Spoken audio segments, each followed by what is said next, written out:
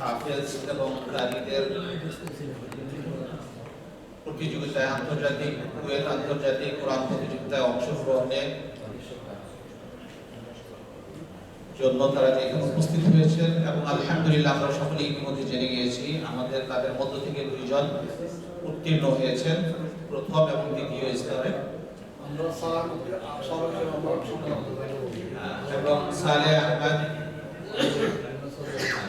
Saudi এবং কুবৈতেও সে ভালো অবস্থান তার হয়েছিল আলহামদুলিল্লাহ আল্লাহু মাশা ফাআল। এটা আল্লাহর পক্ষ থেকে নির্ধারিত যা হওয়ার তা হয়।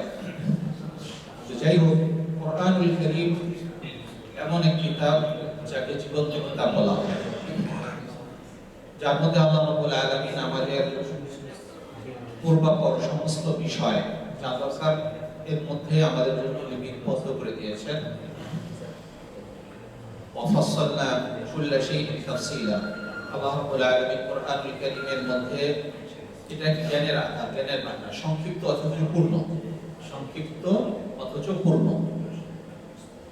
এর মধ্যে আল্লাহ রাব্বুল আলামিন পিছনের যত গায়বের বিষয় আছে, পিছনের যত বিষয় আছে সেটাকে উল্লেখ করেছেন, পরবর্তীতে যা কিছু হবে তার সমাধান দিয়েছেন।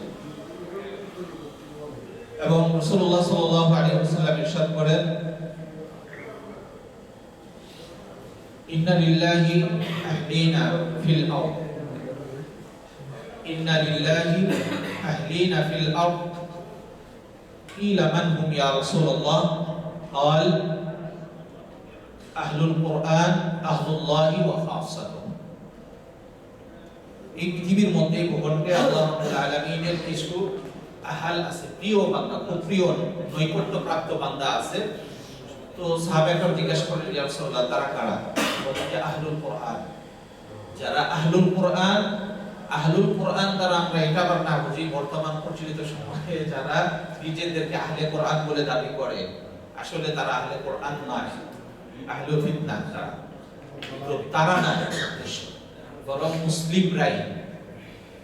মুসলিমদের মধ্য থেকে যারা কোরআনের সাথে নিজকে সবসময় সম্পৃক্ত রাখে, তেলাওয়াত পড়ে তারা হলো আহলুল কোরআন এবং তদ অনুযায়ী আমল করে। যে কোরআনকে পড়ে এবং তদ অনুযায়ী আমল করে সেই আহলুল কোরআন।